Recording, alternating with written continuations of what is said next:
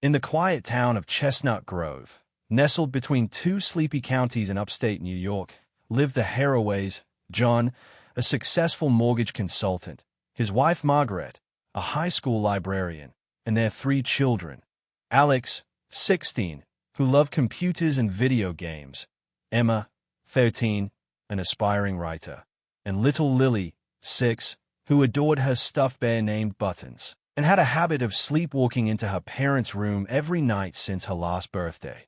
By all appearances, they were a perfect American family, living in a modest colonial home passed down from Margaret's grandfather, with a white fence, trimmed hedges, and a chimney that hadn't worked in decades but gave the house its warmth.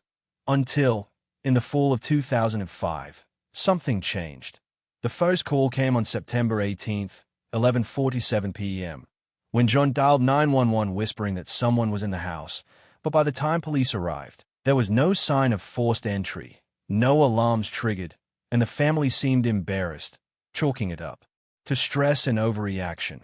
But then came the second call, a week later, this time from Margaret, voice trembling, saying she saw someone watching them from the hallway mirror. But once again, officers found nothing and advised them to install security cameras, which they did, though for some reason the footage often corrupted overnight.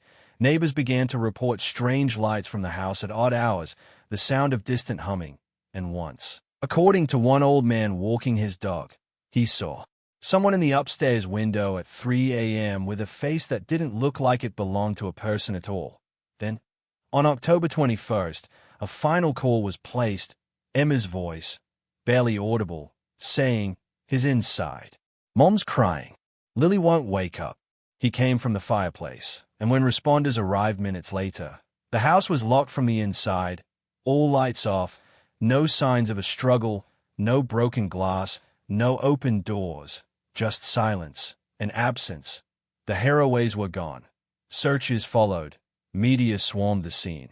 And the only clue was the child's teddy bear, Buttons, left at the hearth, oddly charred on one side, and turned to face the wall. And though extensive forensic teams scoured the property, no DNA from outsiders was found, and no bodies ever turned up.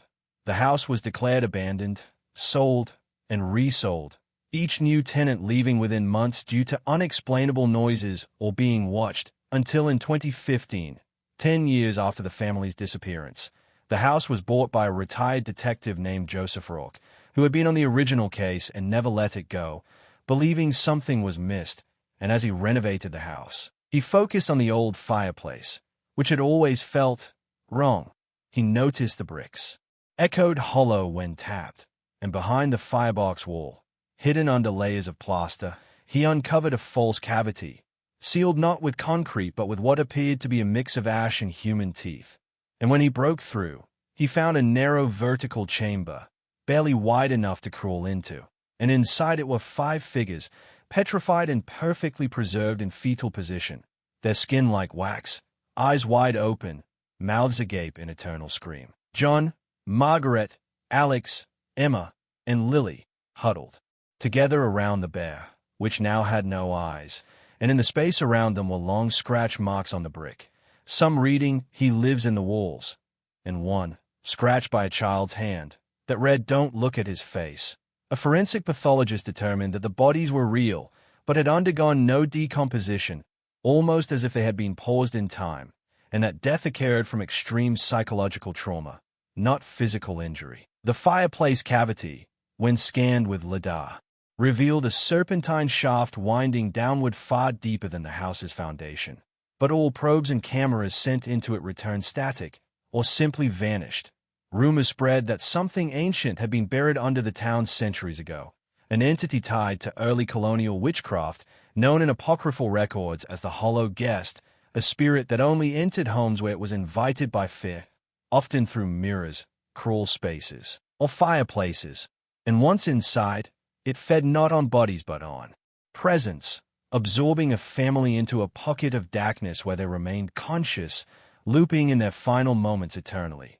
And when the house was sealed and the fireplace bricked shut again, Rourke swore he'd burned the remains, but neighbors say he started talking to himself, calling out to Emma, and eventually disappeared one night without locking the front door.